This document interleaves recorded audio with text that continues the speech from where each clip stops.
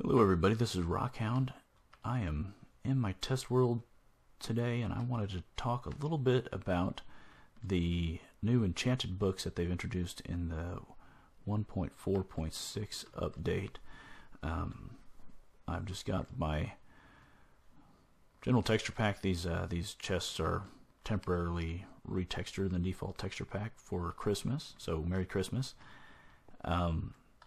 There's still, I think, some confusion about why you would use these Enchanted books, what they're good for, and I thought I'd just talk about that a little bit and show some of the cool stuff that they've added into the game with this new mechanic. So, first of all, to make an Enchanted book, you need an enchanting table set up. I've got one here, and just like any other tool or weapon or armor that you want to enchant, you have to have the full, 16? Yeah, something like that. Bookcases with the enchantment table in the middle, and you throw in a regular book. I mean, this is just 1 leather, 3 paper in the crafting table to make a book, and you can apply any level of enchantment onto that up to the max. So if you hit that, it will give you a random enchantment at that level, and it doesn't necessarily have to be at 30. It won't give you always the max. So like sometimes it'll give you an efficiency 4, sometimes it'll give you an efficiency 3. It just really is kind of random luck of the draw. There's no way to force a specific type of enchantment. So you probably want to work on this for a while, get a big collection of them before you really start to use them. This one right here is one of them you probably want to go for and hope to get most of the time. This Unbreaking 3 is really useful, and we'll see why in just a couple minutes. So the basic enchantments you want to go with. Oh, I'm in creative mode, so I'm gonna jump over to survival, which is where you'd be using this most of the time.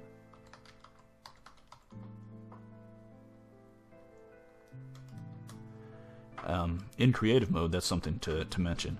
In creative mode, you can apply any enchantment to any item. So if you had Silk Touch, you could put Silk Touch on a dirt block, and then if you broke a grass block with the dirt block, you'd actually get the grass block. So you can literally apply any enchantment to any item with the books on creative. So it's not a good test for what we want to do, but if you're making a custom map or something, that might be fun to see what kind of things you can come up with. So here's just a plain diamond sword. Let's grab that. What do we have? Fire aspect 1, sure, why not? We'll put that on that sword. Well, also I've got a whole range of things here. What else do we want to put on here? Sharpness 5. So I don't think, let me check really quick. I read that you could do that, but I don't think it's actually possible. You throw the diamond sword on there, you'll put in a book, and it'll tell you what the cost is in experience levels to apply the enchantment from the book onto the item in the anvil there. And fire aspect 1 of the diamond sword, let's put in a sharpness 5.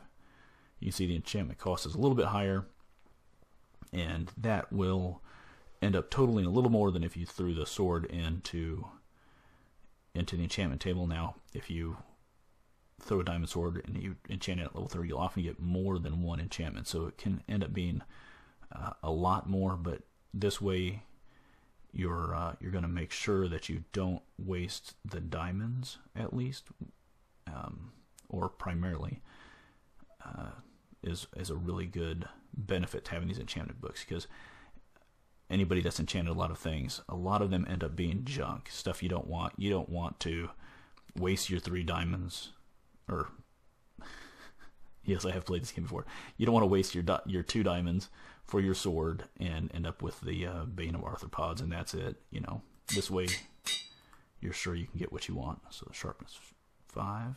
You can throw in the let's put the fire aspect on there now. Oh, enchantment cost 8. Let me cheat a little bit here. Hold on.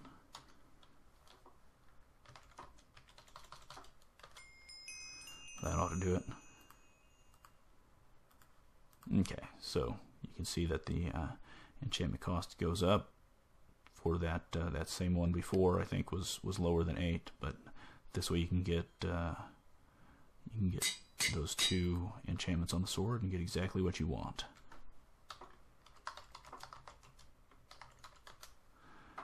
And then you can go over here and kill some stuff.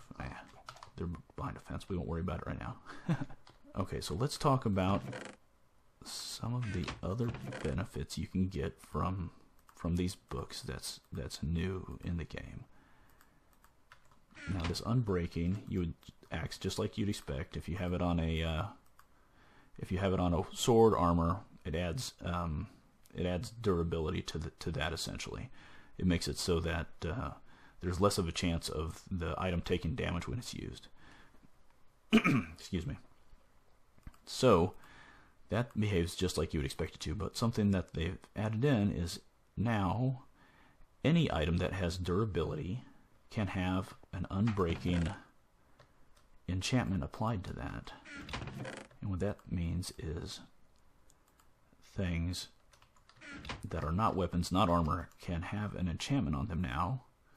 So if you put shears in here and then an unbreaking thing, you can actually get enchanted shears with unbreaking. Why would you want that? Maybe you shear a ton of sheep. You're collecting wool for a cool pixel art or something in survival, and you need those. Something that I've been doing some testing on, and I don't know if it's supposed to work, but it does.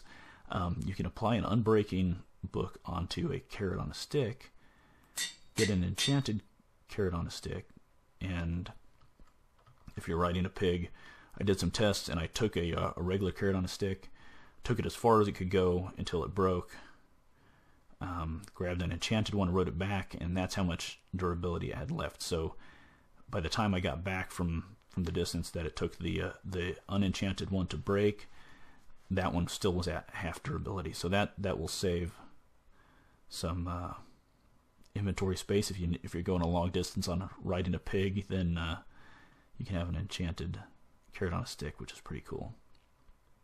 Now, there's a couple other things. Let's see. Where is... There's a sharpness. Now, the axe, a lot of people have previously wished that you could use an axe for a weapon. And with this, you can, because it has a durability, you can add unbreaking. You can also now add sharpness onto an axe. So suddenly now we have unbreaking 3, sharpness 5 battle axe. Oops. And you can still use the chop trees. Okay, so we have shears here with unbreaking. If you use these on a spiderweb, they behave just like you would expect them to. They drop a web or a string, but something else that's new, that's really cool, is you can add onto these shears a Silk Touch enchantment.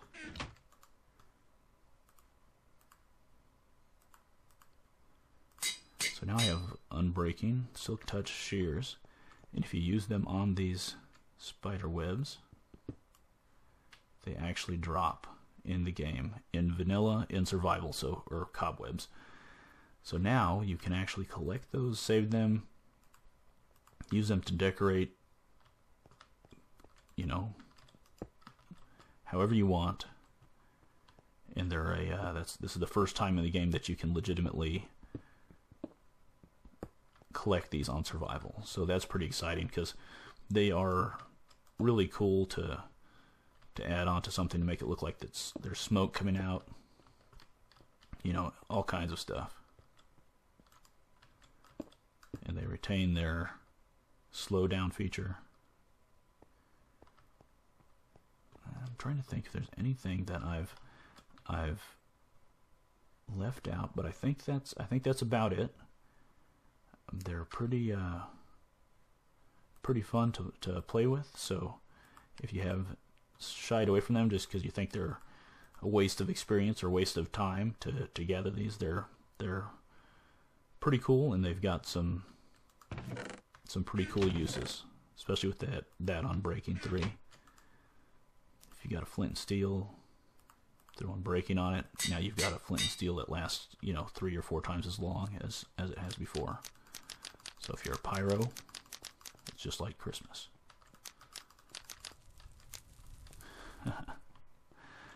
All right, well, I think that's it.